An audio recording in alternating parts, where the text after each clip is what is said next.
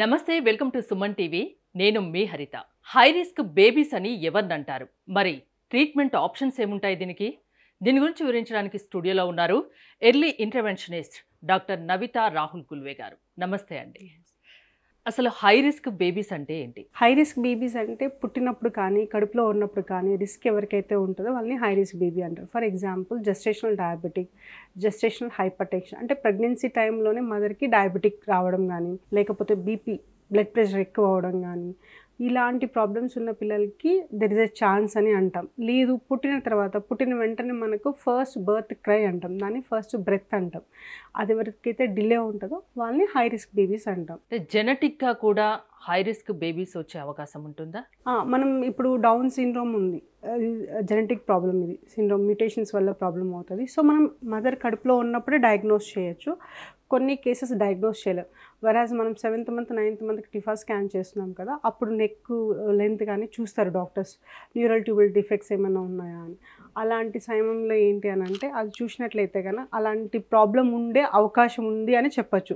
కానీ డెలివరీ అయిన తర్వాత సిండ్రోమ్ బేబీస్ని మనం ఫేస్ చూసి కూడా చెప్పేయచ్చు, వాళ్ళు రిస్క్ అన్నట్టు, డెవలప్మెంటల్ డిలే అనేది ఉంటుంది వాళ్ళకి. అంటే కడుపులో ఉండగానే ఏమైనా ట్రీట్మెంట్ తీసుకునే అవకాశం ఉంటుందా? అదేమన్నా ఉందా? లేదు, జెనెటిక్స్కి కడుపులో ఉన్నట్టుగా ఇప్పటి వరకు ట్రీట్మెంట్ రాలేదు. ఎందుకంటే జీన్స్ అనేది మ్యూటేషన్ అయిన తర్వాత బేబీ ఏర్పడుతుంది కదా, ఆల్రెడీ అది క్రోమోజోమల్ అబ్నార్మాలిటీ, దాని కడుపులో ఉన్నట్లే ఏం చేయలేము. అంటే బయటికి వచ్చాక ట్రీట్మెంట్ ఆప్షన్స్ అయితే ఉంటాయి. ఇప్పుడు డౌన్ సిండ్రోమ్ అన్నాం కదా, వాళ్ళకి డెవలప్మెంటల్ డిలే అనేది ఉంటుంది. స్పీచ్ డిలే అవ్వచ్చు, gross motor delay, fine motor delay, అట్లా ఒక్కొక్క డొమైన్లో డిలే అనేది ఉంటుంది. సో త్రూ థెరపీ వాళ్ళని మనం ఇండిపెండెంట్ చేయడానికి అవకాశం ఉంటుంది. ఎనీ సిండ్రోమ్ కానీ కొంచెం పుషప్ అనేది చేయగలుగుతాం. ఇప్పుడు ఆ జీన్ మ్యుటేషన్ వల్ల వాళ్ళ ఫేస్ ఫీచర్స్ కానీ, వాళ్ళ హ్యాండ్ కానీ, ఏదైతే ఫిజికల్ అబ్నార్మాలిటీ ఉందో దాన్ని అయితే ఏం చేయలేము. Physical abnormality in the sense here ఏంటంటే వాళ్ళ ఫీచర్స్ని ఏం చేయలేము. బట్ వేరాజ్ వాళ్ళ డెవలప్మెంటల్ డిలే ఏదైతే ఉందో దాన్ని మనం డెఫినెట్గా థెరపీతో అనేది మనం ఇండిపెండెంట్ చేయొచ్చు వాళ్ళని. High risk developmental delay children అని అసలు ఎవరిని అంటారు? ఇప్పుడు for example high risk developmental delay అంటే ఇప్పుడు బర్త్ క్రై అనేది మనకు పుట్టిన వెంటనే ఉండాలి. 5-10 minutes డిలే అయింది, 3 monthsకి నెక్ కంట్రోల్ రావట్లేదు. సో మనం అప్పుడే థెరపీ తీసుకున్నట్లయితే వాళ్ళకి ఎటువంటి ప్రాబ్లం లేదు. మనం దాన్ని డిలే చేసామనుకోండి, definitely they are in risk, developmental delay వచ్చే అవకాశం అనేది ఉంటుంది వాళ్ళకి. ఇంకోటి వింటుంటాం, గ్లోబల్ డెవలప్మెంటల్ డిలే అని. అంటే ఏంటంటే అసలు గ్లోబల్ డెవలప్మెంటల్ డిలే అంటే ఇప్పుడు మనకు డొమైన్స్ ఉంటాయి, gross motor, fine motor, speech, cognition, play, socio, emotional ఉంటాం. ఇవి డొమైన్స్. ఈ ప్రతి డొమైన్స్లోనూ కూడా డిలే అనేది ఉంటే గ్లోబల్ డెవలప్మెంటల్ డిలే అంటారు. ఒక స్పీచ్లో ప్రాబ్లం ఉంటే స్పీచ్ డిలే అని అంటాం, ప్లేలో ఉంటే ప్లే అంటాం, లేదు ఓన్లీ గ్రాస్ మోటార్లో అంటే డెవలప్మెంటల్ డిలే అంటాం. గ్లోబల్ డెవలప్మెంటల్ డిలే అంటే ఈచ్ అండ్ ఎవ్రీ డొమైన్లోనూ డిలే అనేది ఉంటుంది, దాన్ని మనం గ్లోబల్ డెవలప్మెంటల్ డిలే అని అంటాం. అంటే జనరల్గా సాధారణ ప్రజలకు కూడా అర్థమయ్యేటట్టు చెప్పండి, హై రిస్క్ బేబీ సిమ్టమ్స్ ఎలా ఉంటాయి? పుట్టగానే బేబీలో ప్రాబ్లం ఉంది అని చెప్పలేము, కానీ వాళ్ళకి పుట్టిన తర్వాత కానీ ఫిట్స్ వస్తుంది, జాండీస్ ఉంది, మనకు రిఫ్లెక్సెస్ ఉంటాయి. ఇంకోటి జాండీస్ అంటున్నారు. జాండీస్ అంటే ఇప్పుడు పుట్టే ప్రతి బేబీలో దాదాపు ఆల్మోస్ట్ చాలా మంది బేబీస్లో జాండీస్ అనేది 1 weekలోనే ఖచ్చితంగా వస్తున్నాయి. అలా రావడం కూడా ఒక ప్రాబ్లమేనా? లేదు, దీంట్లో 2 types ఉంటుంది, ఫిజియోలాజికల్, పెథలాజికల్ ఉంటుంది.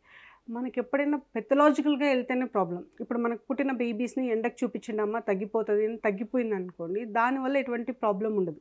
సో మనకు బర్త్ తర్వాత వచ్చే జాండీస్ క్వైట్ కామన్, అందరి బేబీస్లోనే ఉంటుంది. బట్ వెరాజ్ మనం ఇప్పుడు సన్కి ఎక్స్పోజ్ చేసినప్పుడు అది మంచిగా అయిపోయింది అనుకోండి, దాంట్లో ఏం అదే పెథలాజికల్గా వెళ్ళింది, బైలిరుబిన్స్ వెళ్ళాయి మొత్తం ఫేస్ బాడీ అంతా, ఇంకా మనం బైలిరుబిన్ లెవెల్స్ బ్లడ్ టెస్ట్ చేస్తారు కదా, అక్కడ వరకు వెళ్ళిందంటే there is a risk. So అలాంటి బేబీస్ని మనం టేక్ కేర్ చేయాల్సి ఉంటుంది. అంటే వీళ్ళలో ఆటిజం అండ్ ADHD వచ్చే అవకాశాలు ఉంటాయా? అండ్ ఈ రెండు ఒకటేనా? ఆ సిమ్టమ్స్ ఎలా కనిపిస్తాయి? హై రిస్క్ బేబీస్ అంటే వాళ్ళు risk, there might be a chance to get, కానీ కన్ఫర్మ్ చేయలేము వాళ్ళకు కూడా ఇవి ఉంటాయని. ఆటిజం, ADHD లక్షణాలు ఉన్న పిల్లలు వేరే, హై రిస్క్ బేబీస్ వేరే.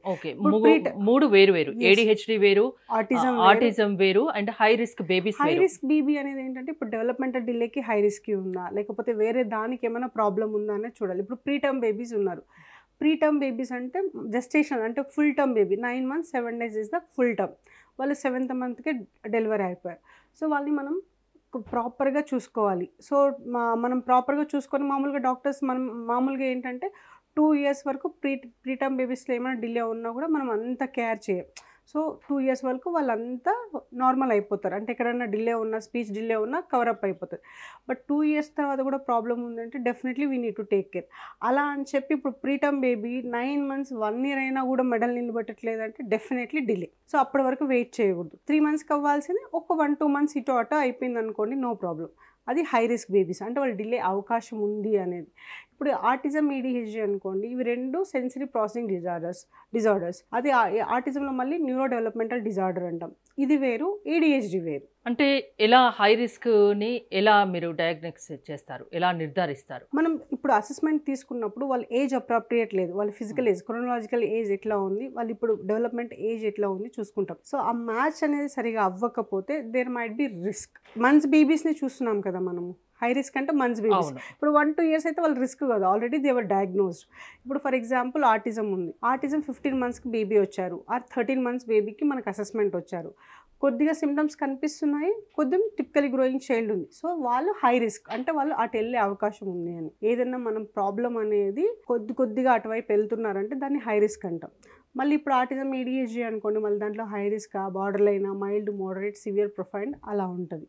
ఇప్పుడు 15 మంత్స్ బేబీ వచ్చి మనకు ఆటిజం లక్షణాలు కొంచెం చెప్తున్నారు, అంటే మాట్లాడుతున్నారు, ఐ కాంటాక్ట్ ఉంది కానీ హైపర్ ఉన్నాడు, రిపీటెడ్ బిహేవియర్ ఉంది, సోషలైజేషన్ ఇష్యూస్ ఉన్నాయంటే వాళ్ళు హై రిస్క్. ఎందుకంటే 15 మంత్స్కి వీ కెనాట్ డయాగ్నోస్, పర్ఫెక్ట్గా డయాగ్నోస్ చేయలేము, అవును చిల్డ్రన్ విత్ ఆటిజం అని.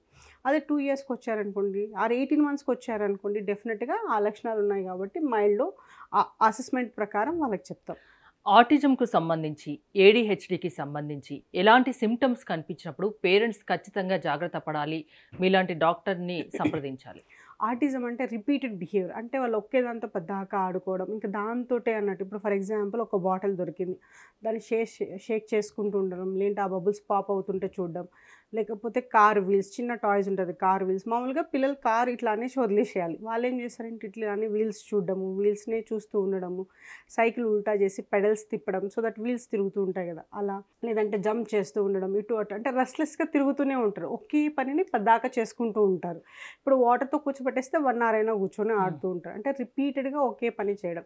దెన్ ల్యాక్ ఆఫ్ సోషలైజేషన్, ఎవరితో కలవరు, పెద్దవాళ్ళతో వదిలేయండి, వాళ్ళ తోటి పిల్లలు ఉంటారు కదా సేమ్ ఏజ్, వాళ్ళని పియర్ గ్రూప్ అంటాం, వాటితో కూడా కలవరు. ఇంకా ల్యాక్ ఆఫ్ సోషలైజేషన్, 18 మంత్స్ వచ్చినా మమ్మీకి మమ్మీ అని పిలవరు, అంటే రిలేషన్షిప్ నౌన్స్ ఏదైతే ఉంటుందో అవి పిలవరు. ఇవి ఆటిజం యొక్క మెయిన్ లక్షణాలు. ఐ కాంటాక్ట్ ఉండదు. ఇంకా ప్రధాన సిమ్టమ్ ఏంటంటే చిల్డ్రన్ విత్ ఆటిజం అనే వాళ్ళు పాయింటింగ్ చేయరు. ఇప్పుడు ఏదైనా కావాలంటే అలా చూపించడం, ఎక్కడ ఉంది అంటే ఇలా చూపించడం, పాయింటింగ్తో చేస్తాం కదా, అది వాళ్ళు చేయరు. మెయిన్ సిమ్టమ్ వచ్చి ఇది కూడా. అలాంటి సిమ్టమ్స్ కనిపిస్తే ఖచ్చితంగా డాక్టర్ దగ్గరికి వెళ్ళాలి. ఇంకోటి ADHD మెయిన్ సిమ్టమ్స్ ఎలా ఉంటాయి? ADHD అనేది అంటే వాళ్ళకి హైపర్ యాక్టివ్ ఉంటారు, హైపర్ యాక్టివ్తో పాటు అటెన్షన్ డెఫిసిట్ ఉంటుంది. అసలు ADHD అంటే attention deficit hyper active disorder. వీళ్ళకి ఆటిజం వాళ్ళకి కొంచెం సిమిలర్ ఉంటుంది, వీళ్ళకి సెన్సరీ ఇష్యూస్ ఉంటాయి, వీళ్ళు హైపర్ ఉంటుంది. కాకపోతే ఏంటంటే ADHD వాళ్ళలో కొద్దిగా గొప్ప స్పీచ్ అనేది ఉంటుంది. ఇప్పుడు మీనింగ్ఫుల్ స్పీచ్ అనేది autism, children with autism attend చేయలేకపోవచ్చు, వేరస్ ADHD వాళ్ళు అటెండ్ చేస్తారు కానీ చాలా హైపర్ ఉంటారు. ఓకే, హై రిస్క్ బేబీస్ కానీ, ADHD బేబీ పిల్లల్ని కానీ, అండ్ ఆటిజం పిల్లల్ని కానీ నార్మల్ పిల్లల మాదిరిగా చేయొచ్చా? 0 to 3 years అనేది 75% బ్రెయిన్ గ్రోత్ ఉంటుందండి. సో మనం ఎర్లీగా ఐడెంటిఫై చేసి ఎర్లీ ఇంటర్వెన్షన్ ఇచ్చినట్లయితే డెఫినెట్గా నియర్ టు నార్మల్ వరకు తీసుకురావచ్చు. హై రిస్క్ బేబీ అంటే మంత్స్లోనే డయాగ్నోస్ చేస్తాం కాబట్టి డెఫినెట్గా వాళ్ళకి తీసుకురావచ్చు. Whereas children with autism and ADHD మనం ఎర్లీగా ఐడెంటిఫై చేసి థెరపీస్ ఇప్పించినామంటే 0 to 3 years లోపు, అంటే ఇప్పుడు 15 మంత్స్కి 12 months వరకు నార్మల్ ఉంటుంది, 15 months వరకు కూడా నార్మల్ ఉంటుంది. ఎప్పుడైతే మనకు సిమ్టమ్స్ కనిపించాయో అప్పుడు మనం ఎర్లీగా ఐడెంటిఫై చేసి, సో మనం అసెస్మెంట్ తీసుకొని రిస్క్ ఉంది అంటే థెరపీ స్టార్ట్ చేసినట్లయితే డెఫినెట్లీ మనం నియర్ టు నార్మల్ వరకు తీసుకోవచ్చు. అబో 3-4 years అయిన తర్వాత ఏమవుతుందంటే సిమ్టమ్స్ అనేటివి పెరుగుతూ ఉంటాయి, ఏవైతే తక్కువ ఉన్నావో ఎక్కువ అవుతాయి. సో అప్పుడు ఏంటంటే స్టిమ్యులేషన్స్ ఎక్కువ ఉంటాయి కాబట్టి డిస్ట్రాక్షన్స్ కూడా ఎక్కువ ఉంటాయి. వాళ్ళని మనం ఇక్కడ వరకు నియర్ టు నార్మల్ వరకు తీసుకురావాలంటే ఎక్కువ టైం పడుతుంది, ఎందుకంటే ఫిజికల్ ఏజ్ వేరే ఉంటుంది, మెంటల్ ఏజ్ వేరే ఉంటుంది, మ్యాచ్అప్ అవ్వాలంటే చాలా గ్యాప్ అనేది ఉంటుంది. అందుకనే మనం ఎర్లీగా ఐడెంటిఫై చేసినాం అనుకోండి, ఎర్లీ ఇంటర్వెన్షన్ ఇస్తే డెఫినెట్లీ నియర్ టు నార్మల్ వరకు ట్రీట్మెంట్ ఆప్షన్స్, బెటర్ ఆప్షన్స్ ఏమున్నాయి మీ దగ్గర? అశోక రీహబ్ ప్రైవేట్ లిమిటెడ్లో బెటర్ ఆప్షన్స్ ఏమున్నాయి? నార్మల్ అవుతారా పిల్లలు? మనం చెప్పిన ఏజ్లోపు వస్తే డెఫినెట్లీ నియర్ టు నార్మల్ వరకు తీసుకురావచ్చు. ఎట్లా అంటే sensory integration, speech therapy, oral placement therapy, vision therapy, cognitive behaviour therapy, sujok 6 craniosacral therapy, visual manipulation. So N number of therapies అనేవి ఉంటాయి. వన్స్ అసెస్మెంట్ చేసిన తర్వాత బేబీకి ఏది అవసరం, ఇప్పుడు 15 months వచ్చారు బేబీ, మనం అన్ని థెరపీస్ ఇవ్వాల్సిన అవసరం లేదు. వెరాజ్ వాళ్ళ అసెస్మెంట్ ప్రకారం సెన్సరీ స్పీచ్ అవసరం అయితే సెన్సరీ. ఇప్పుడు 5 years బేబీస్ వచ్చారు, సో వాళ్ళకి సంబంధించి ఏమేమి థెరపీస్ అవసరమైతే అన్ని థెరపీస్ అనేది అడ్వైస్ చేస్తూ ఉంటాం. ఇంకోటి, ఈ మధ్య కాలంలో ఆటిజం కానీ ADHD కానీ ఇది ఎక్కువగా చూస్తుంటున్నాం పిల్లల్లో. మెయిన్గా ఈ ప్రాబ్లం పెరిగిపోవడానికి కారణాలు ఏమున్నాయి? యాక్చువల్లీ ఈ పాండమిక్ సిచ్యువేషన్ తర్వాత పెరిగిందండి. యాక్చువల్లీ ఇది 1960s నుంచి ఉన్న ప్రాబ్లం. వెస్ట్రన్ కంట్రీస్లో చాలా ఉండింది అప్పట్లో, ఇప్పట్లో మన దగ్గర కూడా ఉంది. బట్ ఇప్పటి వరకు కారణం ఏంటి అనేది తెలీదు. ఈ ఆటిజం లక్షణాలు రావడానికి కానివ్వండి, ADHD లక్షణాలకు రావడానికి కానివ్వండి, కారణం ఏం తెలీదు.